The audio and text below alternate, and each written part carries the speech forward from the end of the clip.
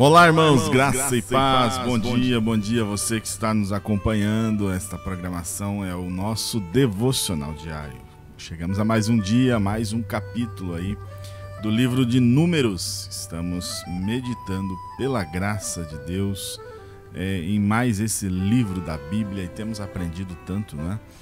Com esse livro que nos mostra tantas sombras de Cristo, né? E como que isso tem falado aos nossos corações. E no episódio de hoje chegamos ao capítulo 24 do livro de Números, onde Balaão mais uma vez vai ser usado por Deus para abençoar Israel, né?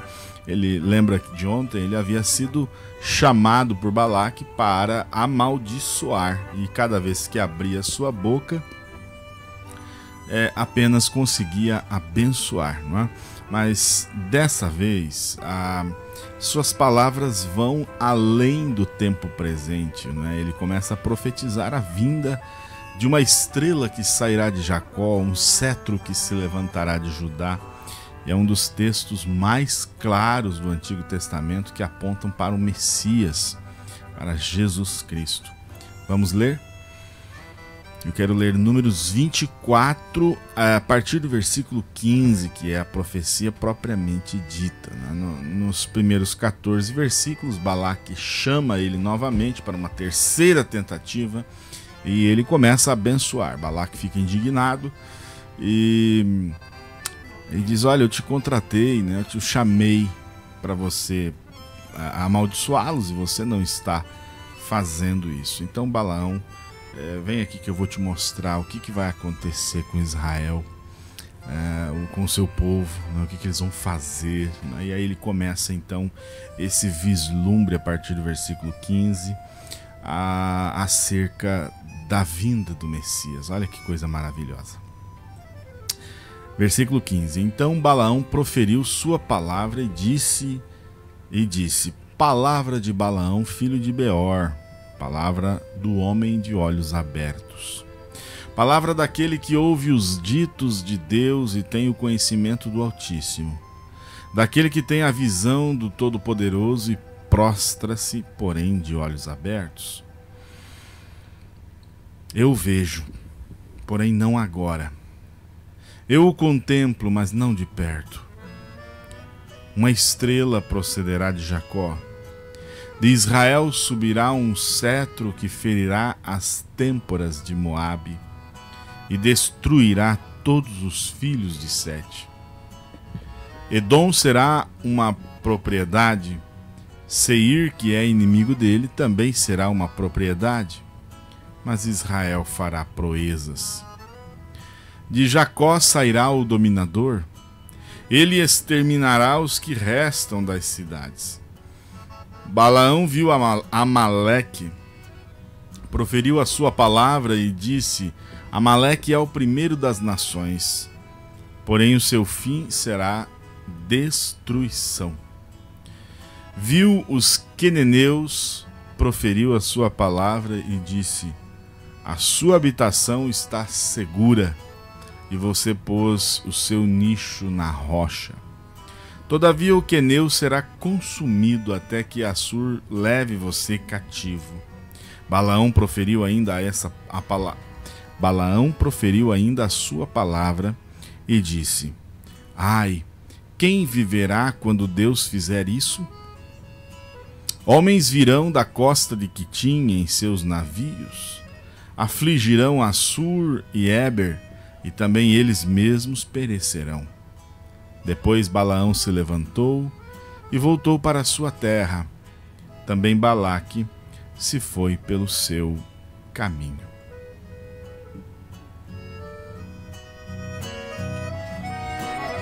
Amados, Balaque esperava uma maldição final contra Israel. Mas Balaão, tomado pelo Espírito Santo, pelo Espírito de Deus, proclama bênçãos e vitórias. O inimigo queria destruição, mas Deus revela um futuro glorioso para o seu povo. Um rei que viria para governar com justiça. E aqui nós temos, como dissemos, uma das mais belas sombras que nós vamos encontrar acerca de Cristo no Pentateuco. Balaão olha para Israel com os olhos de Deus e exclama: como são belas as tuas tendas, ó Jacó, as tuas moradas, ó Israel. Balaão não vê um povo rebelde, mas um povo escolhido, protegido e abençoado. Amados, isso nos ensina muito. Deus não nos enxerga apenas pelas nossas falhas, pelas nossas fraquezas, porque se fosse assim, nós estaríamos destruídos, consumidos por sua ira. Mas Deus nos vê através do seu plano eterno. Ó, amados irmãos, peça a Deus que lhe dê olhos espirituais para ver como Ele vê a si mesmo, ver como Deus vê os irmãos, a igreja, até os seus próprios desafios.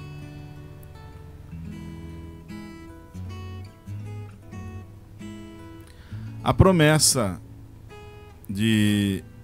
da estrela de Jacó, versículo 17, nos traz: uma estrela surgirá de Jacó, um cetro se levantará de Israel.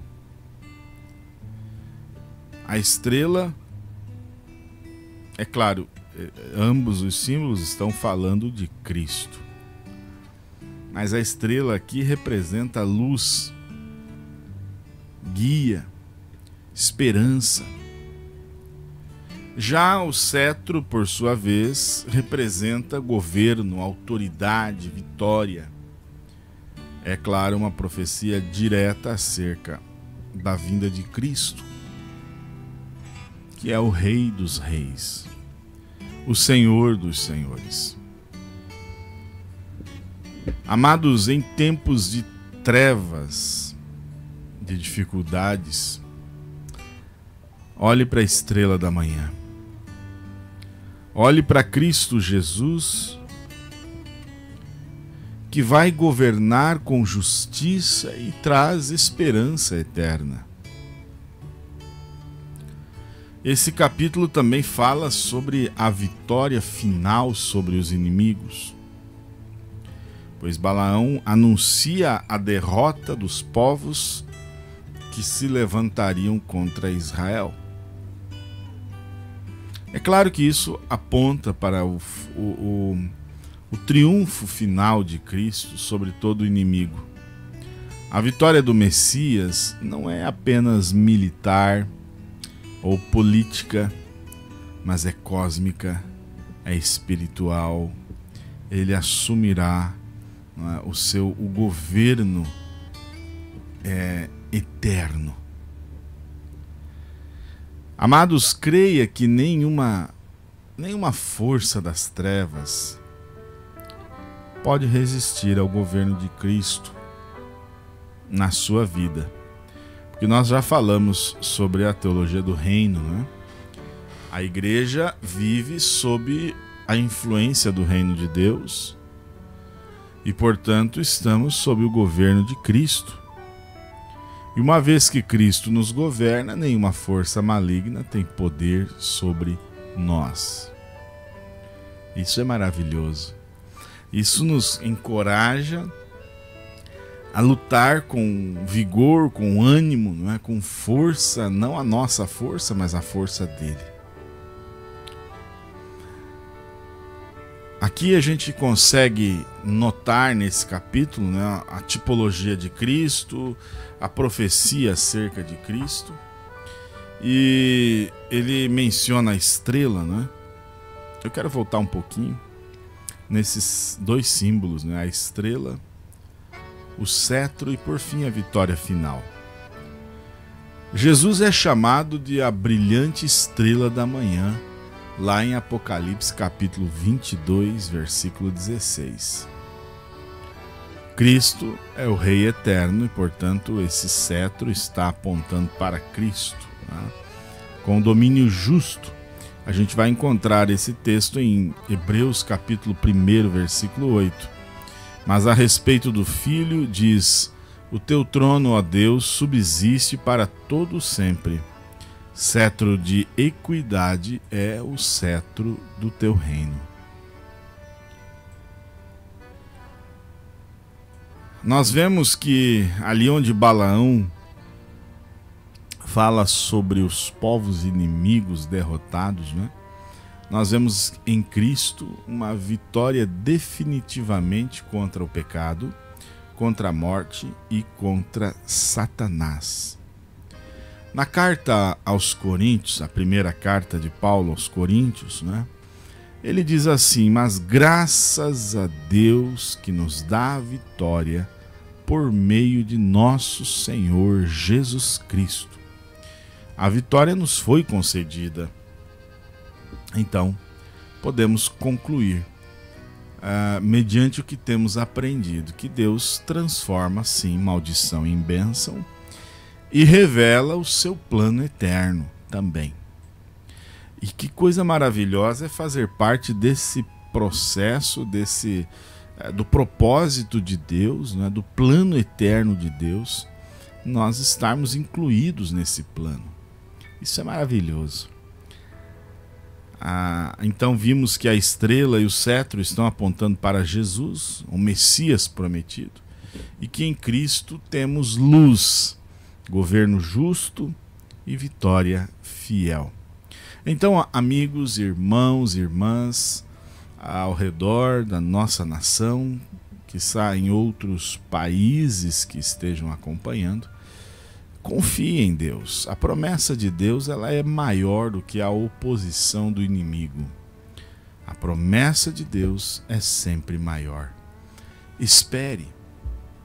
Cristo é a estrela que guia e traz esperança. E essa esperança é mesmo em meio às trevas, mesmo em meio às dificuldades, às lutas, às oposições, Cristo traz esperança. E por fim, proclame, anuncie que Jesus é o Rei. Ele é o Rei que veio, que está na igreja e que por fim voltará em glória para assumir o seu reino eterno.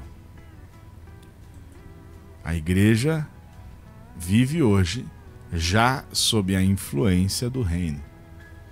Portanto, por isso que você age diferente do mundo, você não é levado pelos padrões do mundo, não é? Pelas influências do mundo. Sua influência é a influência do reino. Querido Deus, eu te louvo porque mais uma vez o Senhor nos despertou e podemos ver a luz do dia. Se não fosse o Senhor, quantos que não puderam amanhecer e ver a luz do dia. Pai, eu te agradeço. Eu te agradeço pelas bênçãos concedidas. E agora, Pai, guia-nos ao longo desse dia. Espírito Santo, nos conduza para sempre confiarmos, obedecermos, vivermos uma vida que glorifique ao Senhor. Pois é em nome de Jesus que nós pedimos e agradecemos. Amém. E Deus abençoe seu dia, Deus abençoe sua vida, né? Você que sempre participa aí com a gente. Nossa programação aqui é às 8 horas da manhã, de segunda a sexta-feira, aqui no canal da Igreja Unidos em Cristo, Curitiba, Amanhã você é convidado a continuar estudando a Bíblia aqui com a gente, né? Nesses períodos devocionais diários. Deus te abençoe e até amanhã, se Ele assim permitir.